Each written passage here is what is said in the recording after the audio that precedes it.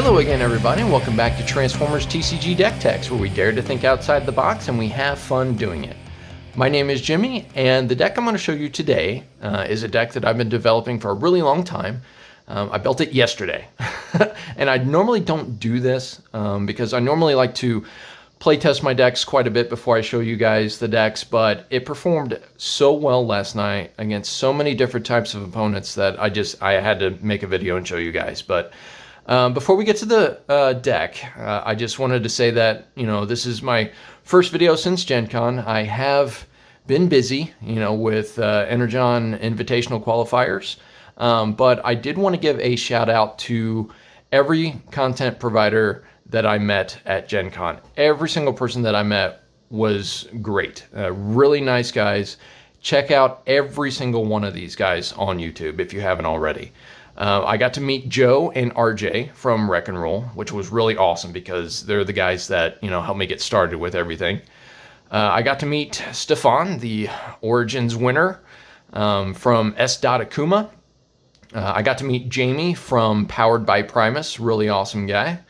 I got to meet the guys from Vector Sigma, which they've asked if I wouldn't mind doing an update on the Skywarp's Lazarus deck, and I'm currently working on that. So don't worry, Mark, it's on the way. And I also got to meet Cameron from Arbitrary Hero. So like I said, check out all of those content providers. They're all great guys. But yeah, just check them out. So let's go ahead and look at the deck. And the character that the deck is based upon has been kind of overshadowed by his good guy brother that came in the box set.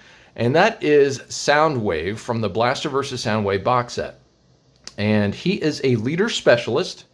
And in alt mode, he says your starting star limit increases by 1 for each mini cassette on your starting team. So, we are going to be playing 1 mini cassette, which is going to give us 11 stars. And I've seen a lot of players who are building the Blaster deck using, a 5-star character and a 6-star character. Well, I opted to go ahead and use an 11-star character, and it turned out to be really great. But this starts the game with all mini cassettes on your starting team under it. So how do we deploy those guys? Well, in bot mode, Soundwave says when you flip to this mode, deploy a mini cassette from under this to the battlefield in bot mode. When you do, look at your opponent's hand and choose a card from it. Your opponent puts that card on top of their deck. Now, Blaster has a similar effect when he puts guys on the table from deploying them, but the way that this deck works is kind of cool. So Soundwave's ability is actually better for the type of deck that I put together, but that is the first character. So I did say that we were running 1 mini cassette, and that is Ravage. And since he deploys in bot mode, we'll go ahead and look at the bot mode ability first. And Ravage has Pierce 2, just native, and he's got 3 damage. So he's going to be dealing, 2 damage to the opponent, of course, unless they have point defense system on their character. But it also reads each of your characters that has 10 stars or more has tough 1. And that's really kind of the reason why I went ahead and used an 11-star character, because that other character is also going to be getting tough 1 from Ravage. Now, when you flip him into tape mode, he has stealth. So if you need to protect Ravage for, whatever reason, you can flip him to alt mode and he will have stealth. So the opponent cannot attack him.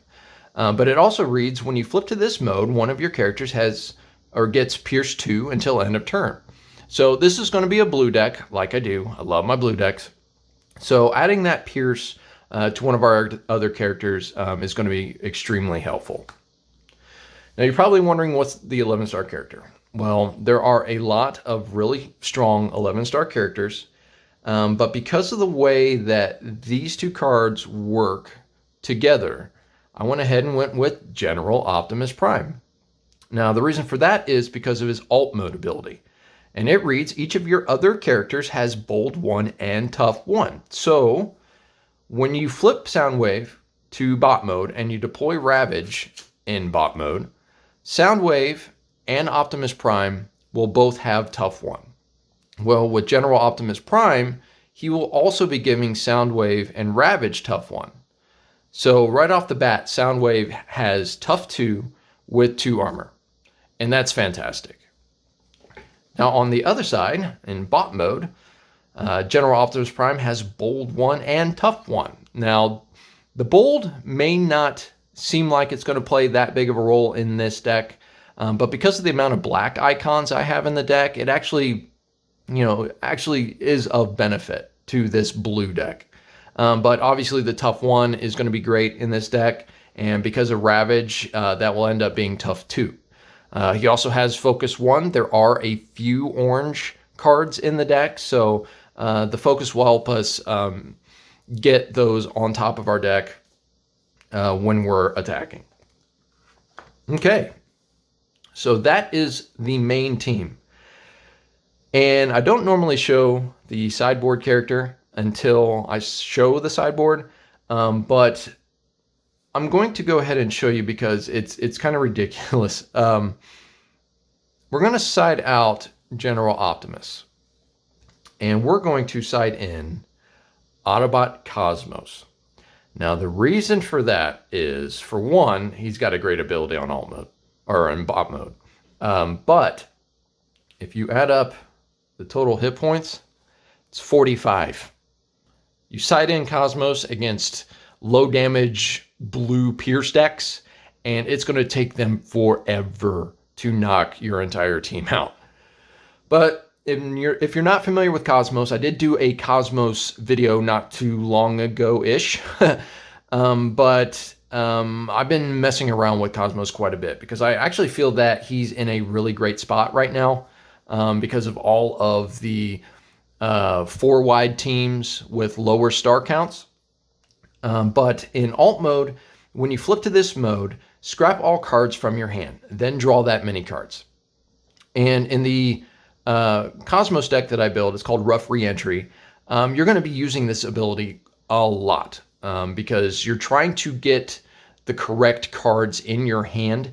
And with the amount of card draw that you have, with the cards that you sideboard in with Cosmos, you're actually going to be having a ton of cards in your hand. Now, in that other deck, I was using Fire Drive to ditch my hand to Fire Drive to do obscene amounts of damage. But in this deck, it's basically just a draw engine, and you're going to be able to knock out people with his bot mode ability, which reads: when you reshuffle your deck while this is attacking, KO the defender if it has 12 stars or fewer.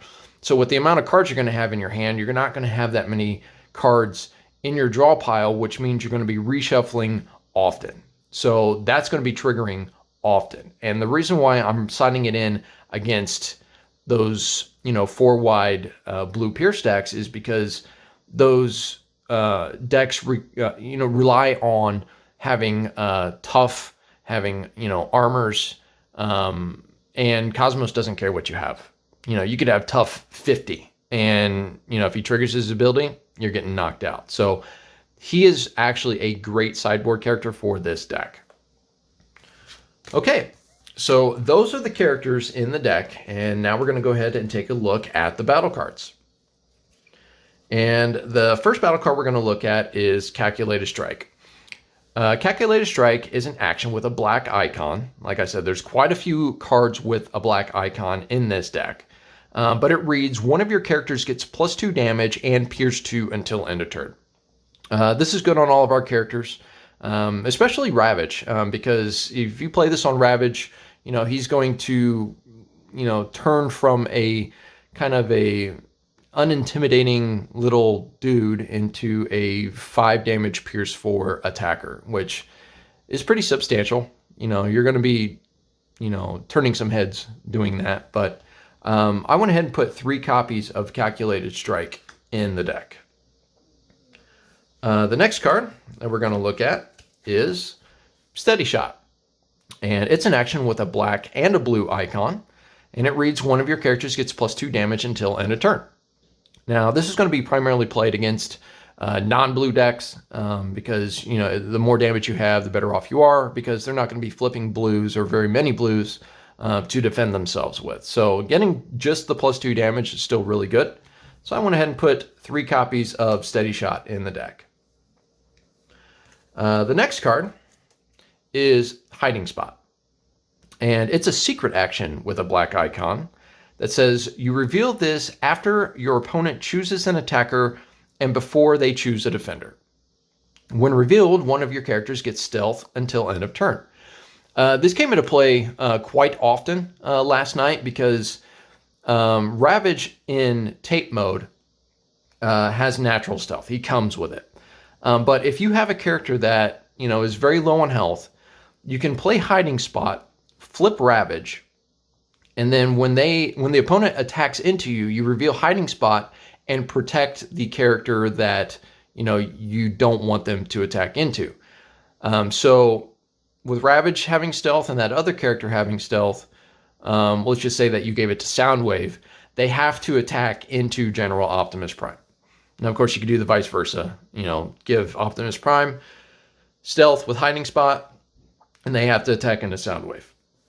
This deck has a lot of tricks to it, and this is one of them. And being able to withstand heavy blows because it's a blue deck is great, but also dictating where your opponent is going to be attacking is also great. So I went ahead and put 3 copies of Hiding Spot in the deck. The next card we'll look at is Heavy Handed. And it's an action with a blue icon that says one of your characters gets +2 damage until end of turn. While it's attacking an enemy this turn that has fewer stars than it, it has Pierce 4. So I figured, with having an 11-star character and having a 10-star character, this was going to be better than the bigger they are. But, like I said, I've only been playing this deck for a day, so that may change depending on what happens to my local and, I guess, the national and global metas. But this has been performing really well. Obviously, there's not going to be very many targets for Ravage to use this with. But, still giving Ravage +2 damage is still really good against, some orange decks. So we went ahead and put 3 copies of Heavy Handed in the deck.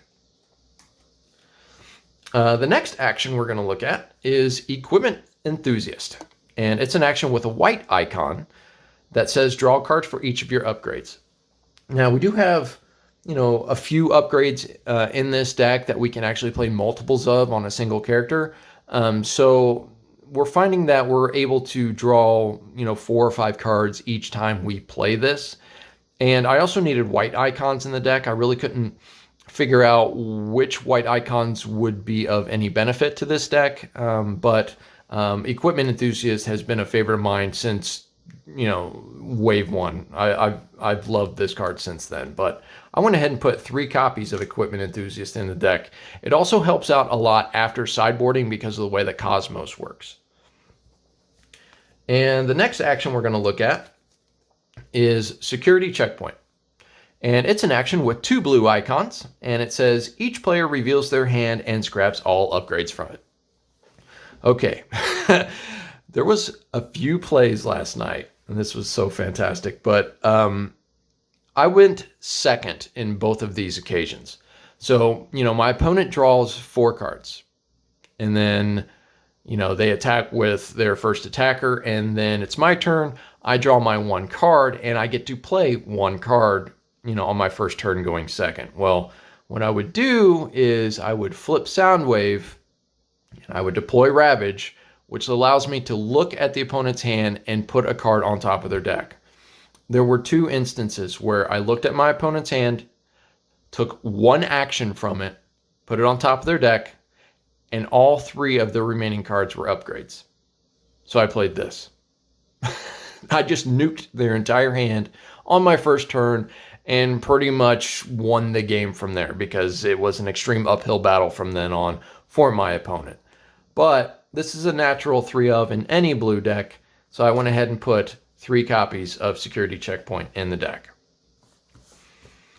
Now, the next action that we're going to look at, I wanted to talk a little bit about because I didn't think it was going to be as powerful as it actually is. And that card is Recover cassette. It's an action with a blue icon, so it does help us on defense. But it says, if you have Blaster or Soundwave on the battlefield, and obviously we have Soundwave, you may put one of your mini cassettes from the battlefield under it. If you do, repair 2 damage from one of your characters, then put this card into your KO area. Now, obviously, we can't get this back ever because there's no way to do that. But this sort of acts like a ready for action for Ravage. And that's cool in a way, too, because if, we have General Optimus Prime or Soundwave as our last attacker for the turn, and we don't want the opponent to attack into them just yet, we can go ahead and play Recover Cassette, of course, provided that Soundwave is in alt mode, and then flip Soundwave to bot mode, redeploy Ravage, and then attack with Ravage again, because he redeploys untapped. He doesn't retain the whole tapping condition while he's underneath Soundwave. So this card is just fantastic. It provides a lot of trickiness to the deck.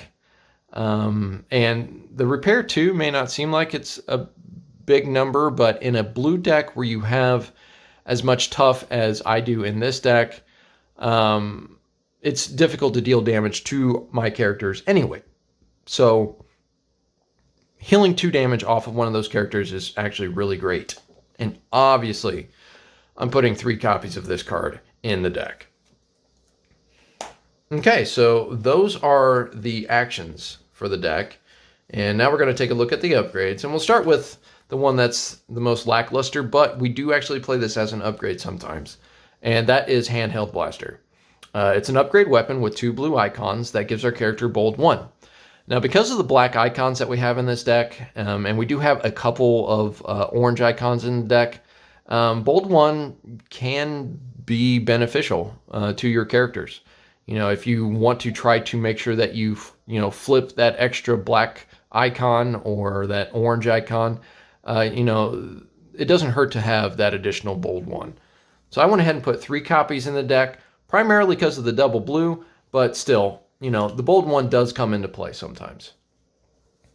The next card in the deck is going to be the card that has the orange icon, and that is Matrix of Leadership. It's an upgrade utility that has an orange and a blue icon. It gives our character +1 damage, but it's put on Autobots only. So this is only ever going to be on General Optimus Prime. But it says, while this is on a leader, each of your other characters gets +1 damage and Pierce 1. So General Optimus Prime is a leader, so all of our other characters, even though they're Decepticons, will get that +1 damage and Pierce 1. And, since we're trying to do as much Pierce damage as possible, that's really great. But I went ahead and put 3 copies of Matrix of Leadership in, which the numbers on those may change, but I just felt that getting that +1 damage and Pierce 1 on our characters is going to be great. And having the additional orange icon, even though it is the only orange icon in the deck, it comes into play a little bit when we flip too many black icons and don't have enough attack damage. So we went ahead and put 3 copies of Matrix of Leadership in the deck. The next card is going to be one of our other white icon cards, and that is Piercing Blaster. It's an upgrade weapon that gives our character Pierce 3. And this is going to be going on Soundwave and General Optimus Prime. And depending on how you sideboard, it will be going on Cosmos as well.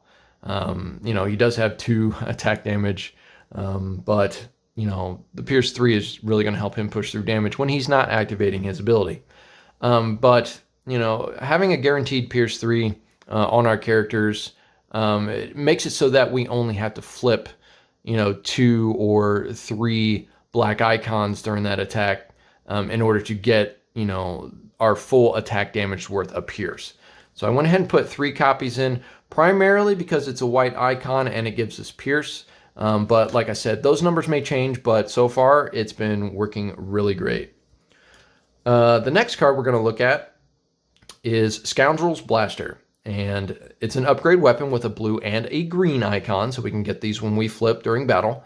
This is put on Decepticons only, so this is going on either Soundwave or Ravage. And it says, while the upgraded character is attacking an Autobot, it has Pierce 2. It also gives our character +2 damage. So this is going to come into play quite a bit with our deck. But I only have the one copy because it has a green icon. We're going to be seeing it quite a bit with all the tough that we have in our deck. And on the flip side of that, we have Noble's Blaster. It's exactly like Scoundrel's Blaster, except for Autobots. So it's an upgrade weapon with a blue and a green icon, put on Autobots only, and while the upgraded character is attacking a Decepticon, it has Pierce 2. Also gives our character +2 damage. So naturally, this is going to go on Optimus Prime, and it's going to be going on Cosmos once we bring him from the sideboard. The next card is kind of a, catch-all, and that is Energon X. And the reason it's catch-all because we could play this on all of our dudes. But it's a weapon with a blue icon, and it says put on damaged characters only. It gives our character Pierce 2 and +3 damage. Again, one of my, if not my favorite weapon in the game still. Our characters are going to be taking damage, especially with the resurgence of Pierce. Our characters are going to be taking damage, even though we have all the tough in the world. Orange decks are still going to punch through. There are a ton of Pierce decks, at least in my meta there are. There's direct damage from actions, all sorts of stuff. Our characters are going to take damage.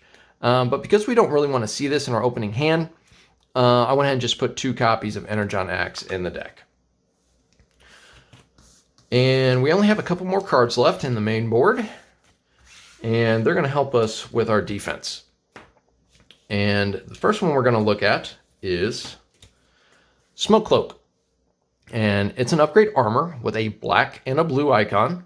And it gives our character Tough 1. Now, Tough 1 is not that great in and of itself, but when you do have characters that already have Tough on them, it really starts to stack up. And it's great because it has a black icon. It's going to help us do our pierce damage. So I went ahead and put 3 copies of Smoke Cloak in the deck. And the last card in the main deck is Extra Padding. I've fallen in love with this card. It's pretty much in all of my blue decks now, and with good reason. It's a upgrade armor that has a blue and a green icon, so you can grab these when you're battling. And it gives our character Tough 1, just like Smoke Cloak. But it also reads, when you put this on a character, you may play another Extra Padding. So that could be on the same character, or it could be on a different character. And the reason why it could be on the same character is this also reads up to 3 extra paddings can fit in 1 armor slot. So depending on what your current situation is, if you have a Smoke Cloak on Soundwave and you have a Smoke Cloak on Ravage, you can play 2 extra paddings on Optimus Prime. Or if you have a Smoke Cloak on Optimus Prime and you have 2 of these in your hand, you could play 1 on Ravage, you could play 1 on Soundwave. This card is so versatile, even though it's just the Tough 1. But again, like I said, we have plenty of tough on our characters already. So this is really great, especially in conjunction with a card that I've also been playing for forever because I'm in love with the card, and that's Equipment Enthusiast. Playing multiples of these and then playing Equipment Enthusiast will just net you so many cards. So I went ahead and put 3 copies of Extra Padding in the deck. Okay. So that is the main deck, guys, and now we're going to take a look at the sideboard cards. Now with the sideboard, what I'm trying to do is I'm trying to actually change my deck to play differently according to how Cosmos plays. Now I know a lot of players use their sideboard to either fix the problems that they have with their main deck versus certain matchups, or they try to slow down the opponent's strategy with certain cards. But the way that I typically build my sideboards is I try to build into a different style of deck to kind of keep my opponents guessing. And I had a lot of fun with my Cosmos deck, and just the idea of having 45 health on the table versus a blue Pierce deck just seems really great to me. But I'm taking some of the strategy from that Cosmos deck and putting it into the sideboard. And the first card we're going to look at is Field Communicator. It's an upgrade utility with a white icon that says when you put this on a specialist, scrap the top card of your deck. You may play that card. And it also gives us +1 damage from a utility, which is not too shabby. But Soundwave is also a specialist. So we're going to have 2 targets for this card. And it's actually really great in the way that it works because, you play Field Communicator on either Soundwave or Cosmos, and you could flip into a Equipment Enthusiast when you have like 4 or 5 upgrades on the table. So, I mean, that's free super card draw. There's plenty of times where I would Field Communicator into another Field Communicator for somebody else and then continue the cycle that way. There's times where I would play Field Communicator, have 2 copies of extra padding in my hand, and I would flip the 3rd copy, allowing me to play all 3 copies. It actually gets kind of ridiculous when you play this. And, obviously there's going to be times where you flip cards that you don't necessarily want to play. But because of the way that this deck works, there's not too many of those cards in this deck. But this just works really great with Cosmos. And since I have another specialist in the deck, I went ahead and put 3 copies of Field Communicator in the sideboard. And something that works similarly, not quite the same, but similarly, is Multi-Tool. And it's an upgrade weapon that has a blue icon that reads, when you put this on a specialist, you may play an upgrade. It also gives us +1 damage. And the way that this works is, instead of just playing Field Communicator, you can play Multi-Tool into Field Communicator. Or you can play Multi-Tool into extra padding. Or, any number of other upgrades that we have in the deck. And the reason for that is, again, Equipment Enthusiast.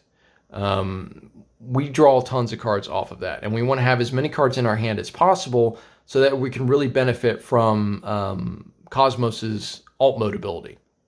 Now, obviously, the fewer cards we have in our hand, the more times we're going to be triggering his alt or his bot mode ability.